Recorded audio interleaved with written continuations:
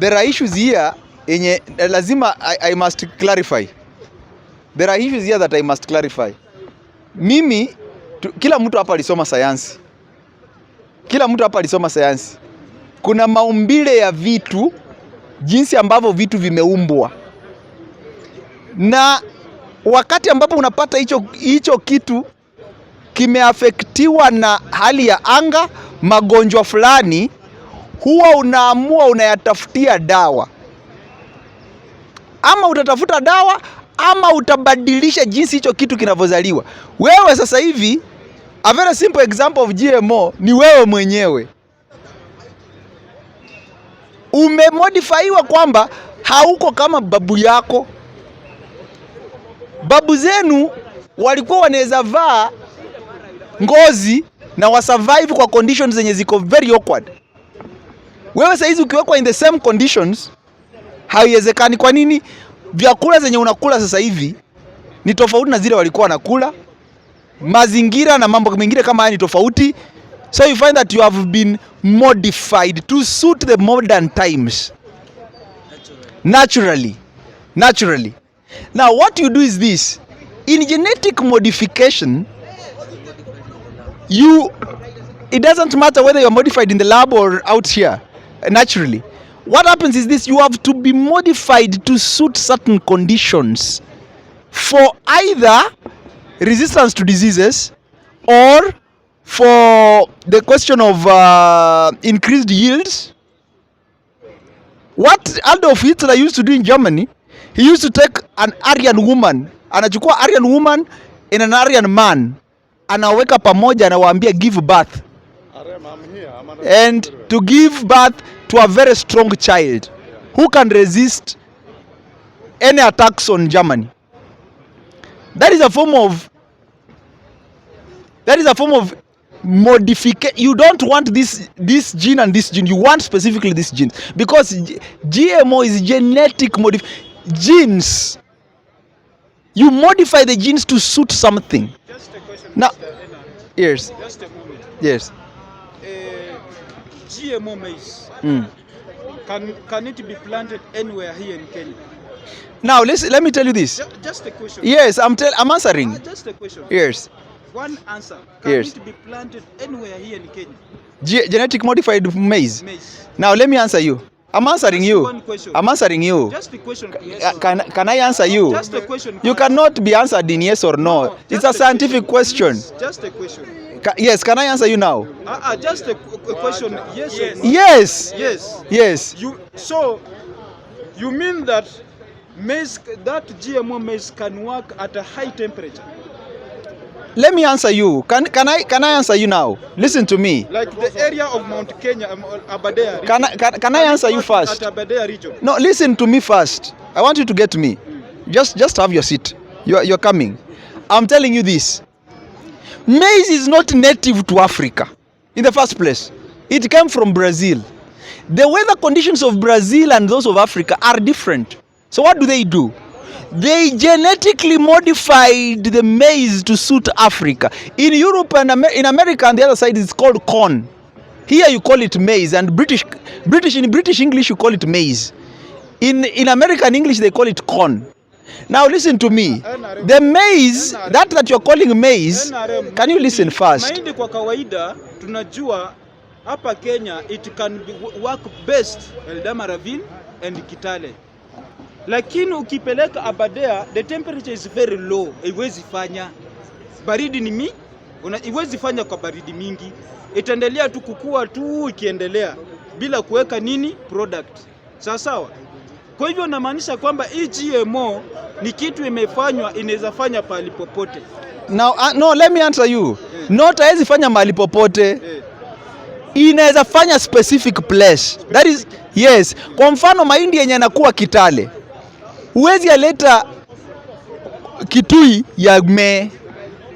You have to genetically modify the maize seed isuit Kitui because of mvua wana, the type of soils azishiki maji. Thank you very much. Now what you know very well kwamba mahindi Aberdare haiwezi fanya. Stop about Aberdare. I'm talking about Aberdare mahindi huwezi fanya. Hiyo lazima tukubaliane na wewe. No, listen. No, lakini ya GMO kwa hivyo inafanya. No, let me answer you. Ya GMO itafanya. In fact, even the maize you have in Kakamega is genetically modified. I'm telling you, first of all, you did not have maize in Africa. Mahindi imeletwa na mkoloni. When the white man came, he brought maize.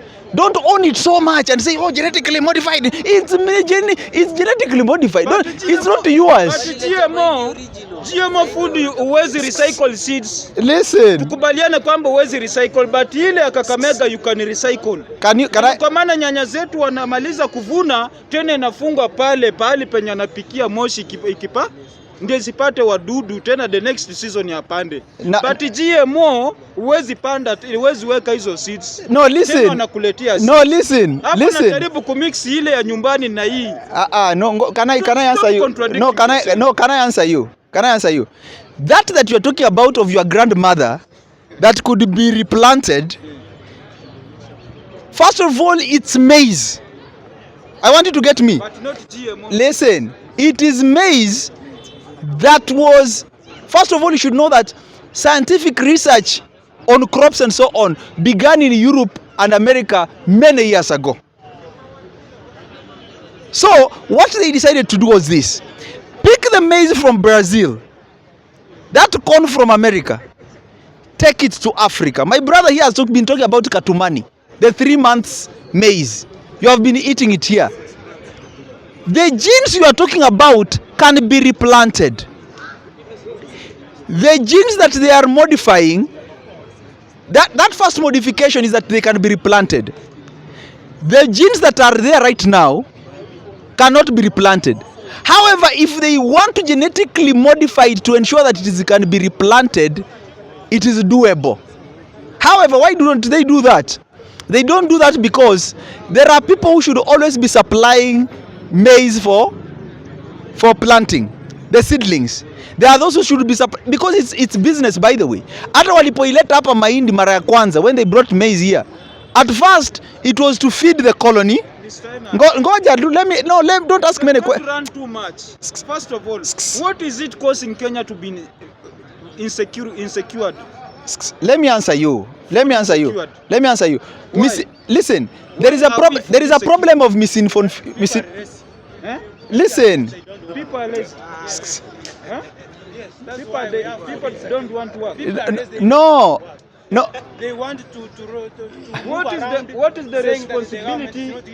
What is the responsibility of the government between me and the government in terms of food? No, tafadhali. Can I tell you one thing? There is one thing you should know about food security. Listen. I want you to get me. No, listen. No. Can I finish what I'm trying to explain to him? Where are those jobs? No, let me finish what I'm explaining to you. When it comes to genetic modification,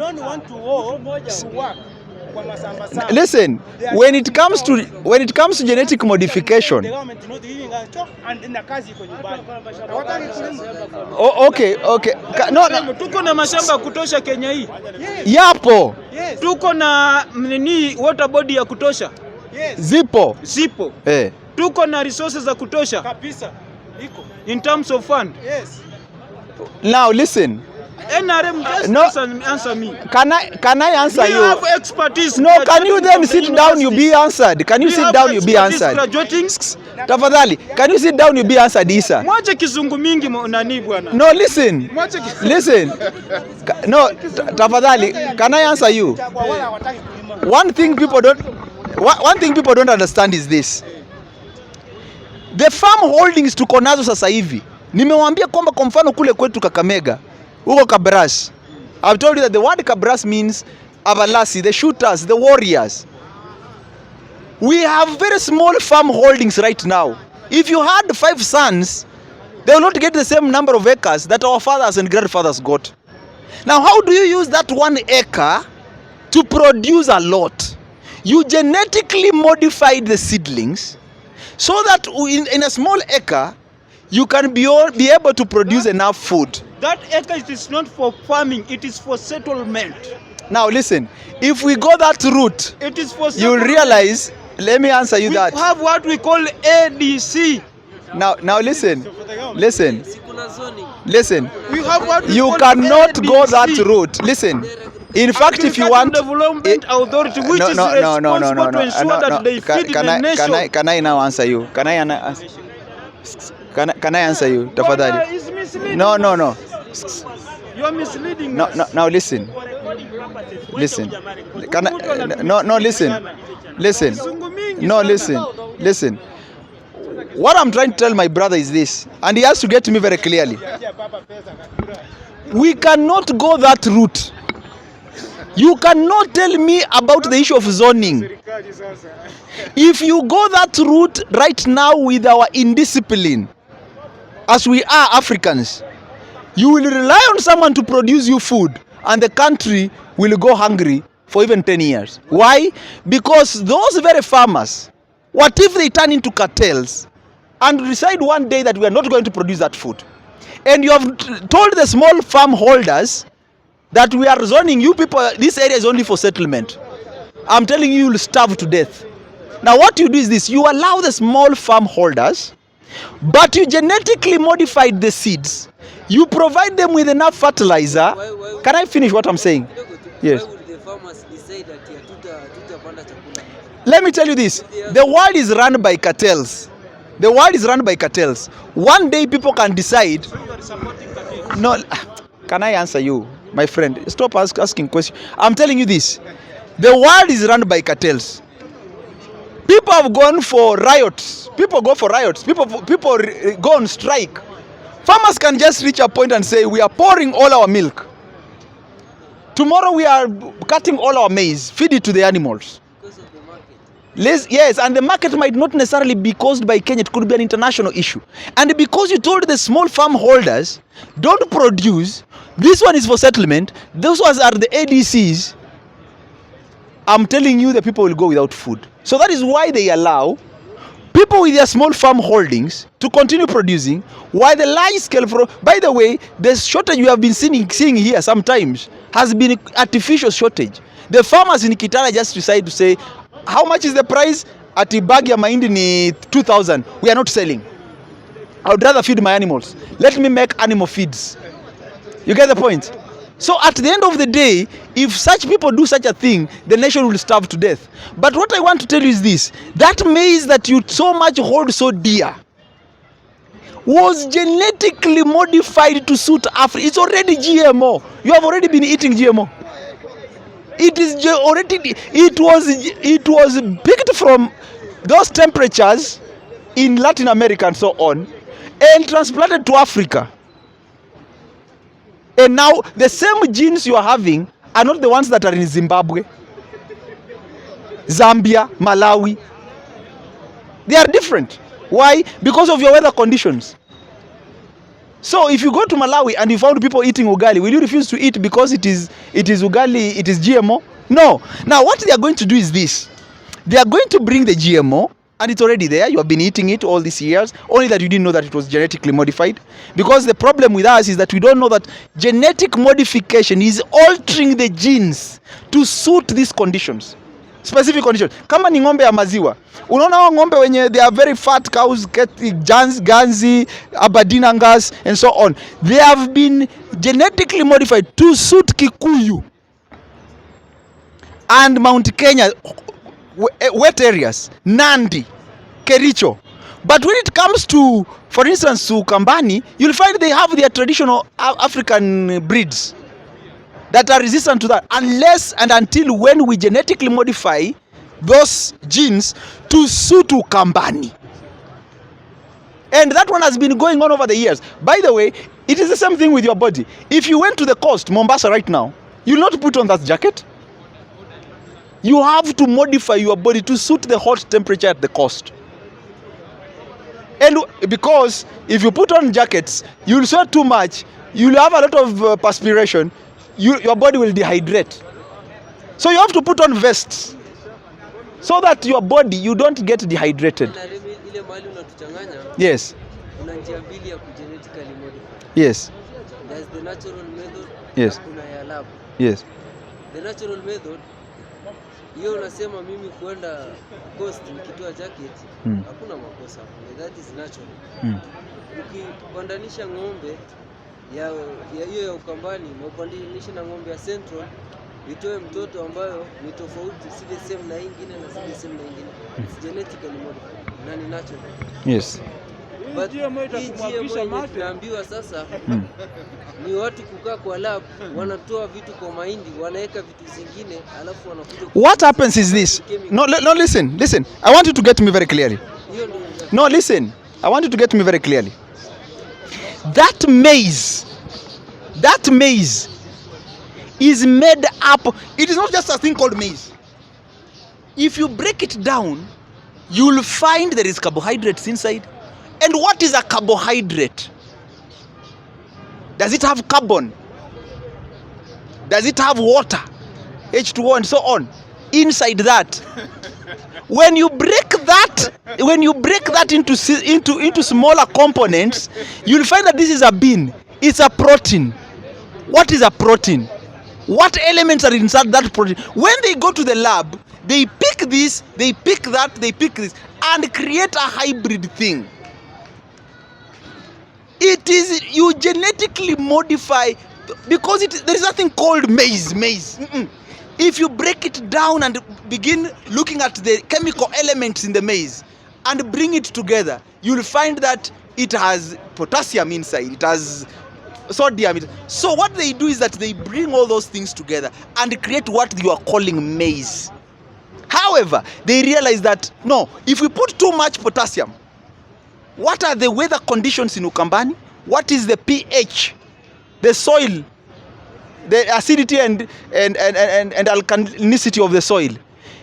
Now we should reduce the potassium. That is the genetic modifications we are talking about to suit Ukambani. And that is where people are not getting my point. And people are not getting, they think you are going to laboratories, pick potassium, pick uranium, put them together, produce. No, listen, you look for these nutrients, put them together. When you break down your body, for instance, what is in your hair? Iron or whatever element that is. What is in your blood? When you see blood flowing, you fear, you tremble. Yes, it is blood flowing, but you should know that blood is a protein. What other elements are in there? There are ions and so on. If you put those things together, and even the pigment, the red coloration, there is oxygen inside, what you call hemoglobin, blood with oxygen. So when you reduce that oxygen, a person has what we call sickle cell anemia. Blood is not oxygenated. So what do you do to create that biconcave shape for a person with sickle cell anemia to carry oxygen in his blood? Those are scientific things where you modify for organisms to survive. Sasa, yes. My question is very simple. In Kenya, we have KARI, that is Kenya Agriculture Research Centers. We have also universities. Yes. In KARI, they do research on either if they want to modify seeds. Then why Bill Gates? You have dwell so much on maize seed. Bill Gates is also saying mother's milk is not good for the health of the child. So he has modified his milk. When I was at school, I learned that in home science that mother's milk, especially from the birth to 6 months, they have antibodies that protect the child from what? From diseases. Bill Gates anasema amemodify maziwa yake ambayo itakuwa nini? Good for the health of the child. NRM. Like Obama said, mambo ya homosexuality is an issue to Kenya. Wacha sisi wa Kenya tuseme ya kwamba GMO also is an issue to us. No, Wait. It's an issue.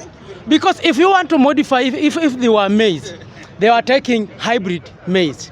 Then ikifika wakati wa pollination flowering, wanakata hii ya local breeds. Then wakati wind ina blow, hii pollen inatoka kwa hii is the hybrid inakuja kwa the local, and then when they come with that seeds zinakuwa nini favorable to any condition or any climate here in Kenya. Now sisi tuna follow Bill Gates ambaye ametoka Ngea, na huu ni mtu Ruto walikuwa wanasema hawa ni watu makatel wameleta kitu kinaitwa corona, na akasema corona ni real. Ruto wakati wa Kibaki, Ruto was agriculture minister. Kibaki akasema no, hii GMO mimi sita. Kwa nini wakati wake akiwa agriculture hako introduce wakati? Mimi nasema hivi ya kwamba Ruto walifanya campaign wakasema kwamba they have a solution kwa Wakenya, especially hustlers. Angalia kuna security. Angalia what has happened in Eldoret. Wale ni Wakenya ambao wametegea waone pesa mfukoni mwao waone. Wameendea kwa nini? Kwa supermarket kuchukua. Mtu alikuwa anabeba mafuta, mwenye atabeba generator. NRM, as much you are supporting the government, some government should come up clearly with this. Vijana waweke pesa kwa mkono. Mambo ya kutuletea wazungu, sisi hatukupigia mzungu kura. Tulipigia nani? Hii ni biashara ya Bill Gates pamoja na Ruto. Wataka sisi tuiso. This just somebody, ni katoli mwingine amekuja. Vile Uhuru walikuja na CGR na wakakuja pia na nini? Expressway. Ruto naye anataka kuja na nini? Na GMO. NRM watu nataka tuweke pesa mfuko. Wacheni hiyo mche. Mlikampeni mkasema kwamba kwanza alikuwa anatuambia kwamba tulipiga kura tarehe 9. Tarehe 10 sisi tutafanya nini? Mtaweka pesa mfukoni. Gachagua akaja, freedom is here. Freedom ndio GMO. No. NRM anasema kwamba ukikulata miti ya hii loko, tunakulanga ng'ombe ya kutoka Umasaini. Unakuta hiyo ng'ombe, hiyo nyama iko nita.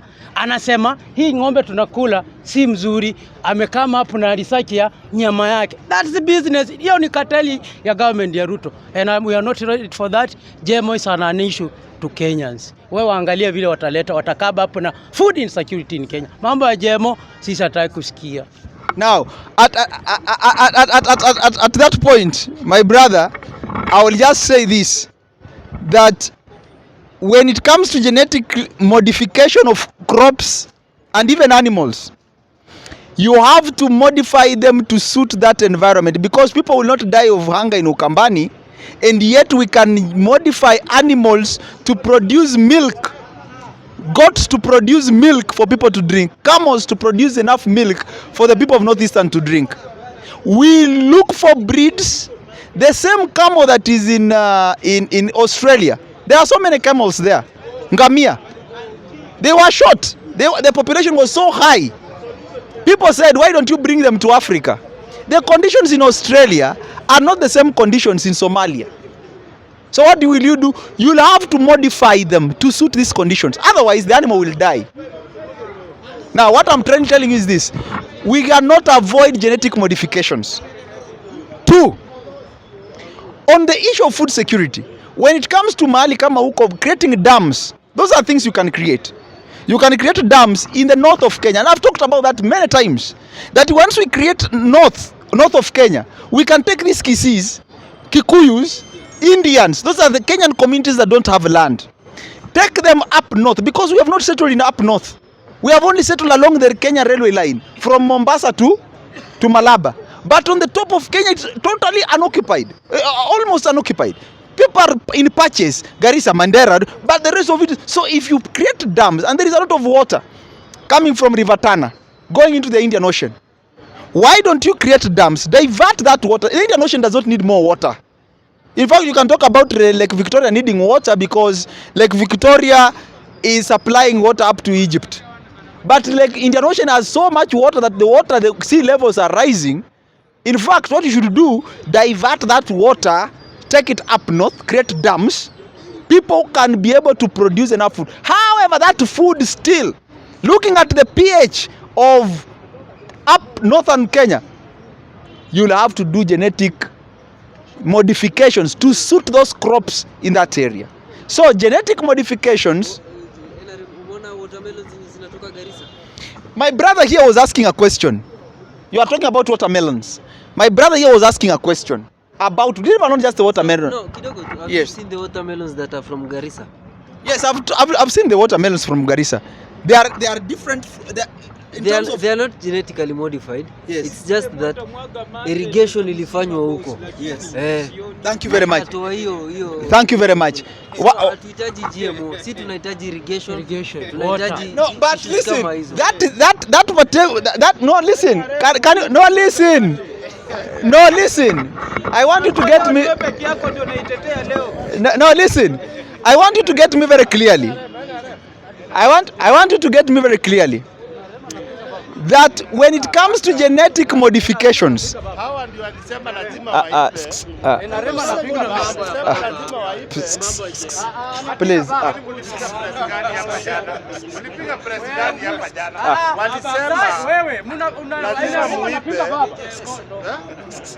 Walisema Wacha tu discuss, tuna discuss serious issues. serious issue si ya baba isingilie. Baba anatusi baba. Nani amesema wewe? Hasa mmeanza. Kata hapo. Now listen to me. Now my brother here has been talking about the apples. In fact, there is a proverb in English that an apple a day keeps the doctor away. The apples you eat from Israel, there is a fruit called the kiwi. An apple from Israel and an apple planted here in Kitui, for instance, will not look the same. Even the size. They are genetically modified to grow in Israel. They come here. You've been buying those apples in Muthurwa. You've been buying them. And by the way, whenever you pass through Muthurwa, promote our people there because they are our business people. You've been buying those. You've been buying apples. Apart from those apples, another thing you should know is this: that apart from those apples, no.